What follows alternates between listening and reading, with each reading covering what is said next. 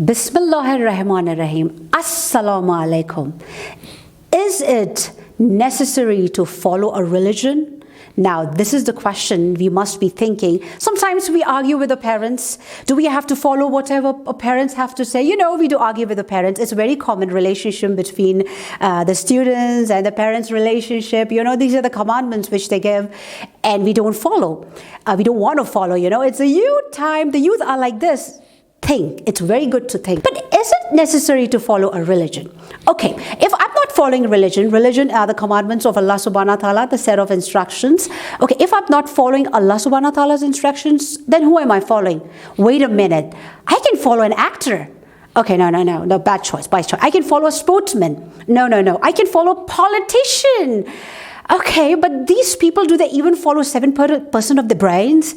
Are they intelligent like the Holy Prophet, peace be upon him? Or is the position like Ahlul Bayt? Or do I follow Allah, God, or do I follow a politician? Or some famous personalities? Oh my God.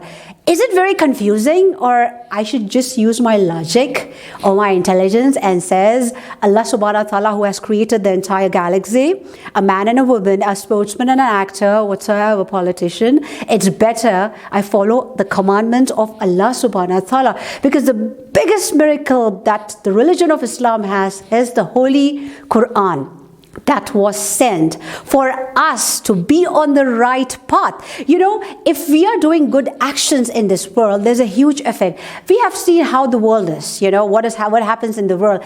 The good people don't really get the reward, or the bad people are not really punished, how they go free. We know about that. But we definitely know in the hereafter, these people will be punished and the good people, they will get the reward. Then yes, there is Allah subhanahu wa ta'ala. Yes, we follow Allah subhanahu wa ta'ala. Now, is it necessary? Okay. I would like to go to the verses of the Holy Quran, which says, surely the true religion with Allah is Islam, and those to whom the book has been given did not show opposition, but after knowledge had come to them, out of envy among themselves, and whoever disbelieves in the communications of Allah, then surely Allah is quick in reckoning. Now you see, this is an example of those scholars before who used to change the commands of Allah subhanahu wa ta'ala according to their own satisfaction, like the interest, which was totally forbidden. Why is it forbidden? Giving interest or taking interest actually destroys the life of a person. The person goes through a lot of hardship. That's why Allah says, do not take interest, do not give interest. But there were scholars who changed this rule, you know, and because of that, it has been said that if you change the rule, if you make edit it's not going to work out. It's the carnal desires of the human. Now you see the other ayah which says, and whoever desires a religion other than Islam, it should not be accepted from him. And in the hereafter, he shall be one of the losers. Why?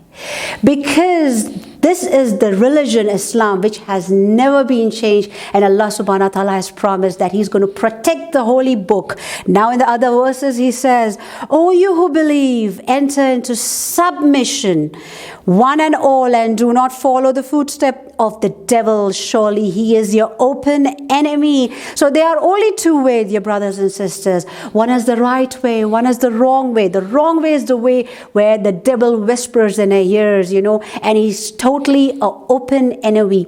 And the second one is the way of Allah subhanahu wa ta'ala. That's it. If we are taking any other way, just use a logic. Who created that way? Is that Allah? Did the Holy Prophet used to follow that? Very simple. Let's go on other one.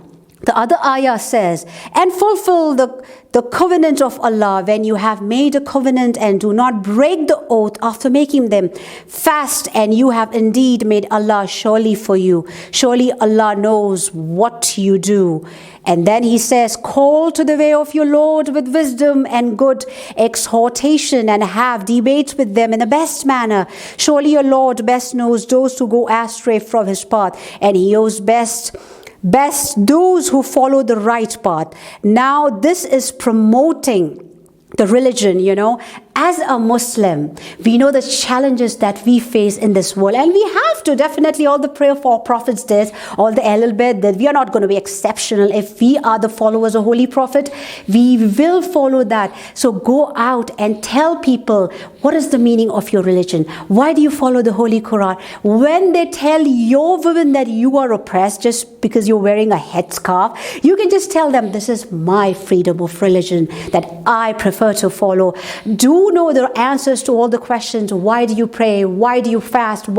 This is a very common thing, because every religion have prayers and fasting. You are just saying that one thing, that I am following the book of God. Now, I would like to even continue by saying, and when the Quran is recited, then listen to it and remain silent, that mercy may be shown to you. O you who believe, obey Allah and obey the Prophet and those in authority from among you, that if you are quarrel about anything, refer it to Allah and the Prophet. If you believe in Allah and the last day, this is better and very good in the end. So this verses of the Holy Quran says very clearly, when someone quarrel, refer to Allah subhanahu wa ta'ala and the Holy Prophet, peace be upon him. That's why we are supposed to know the Holy Quran. So youth, I am encouraging you, please listen to the meaning of Holy Quran. Take your cell phone, put the headset, and just listen to whatever language your ease at. Listen to the meaning of Holy Quran, and you will know everything. And tomorrow when someone comes and questions you, it would be so easy for you to answer that what is the meaning of Holy Quran. So I would like to conclude by saying that it's very easy. Why is it necessary for us to follow any kind of religion? Because there are only two ways: following the commands of the Holy Prophet given by Allah subhanahu wa ta'ala, or just go out, follow any human being, actor, directors, politicians, who themselves are not prophet. They are full of sins. So who do we prefer to follow? Someone who are sinless, and someone who are representative of Holy Quran. Who is that? We know that is the Holy Prophet, peace be upon him, and his family. That is the Ahlul Bayt. Thank you so much.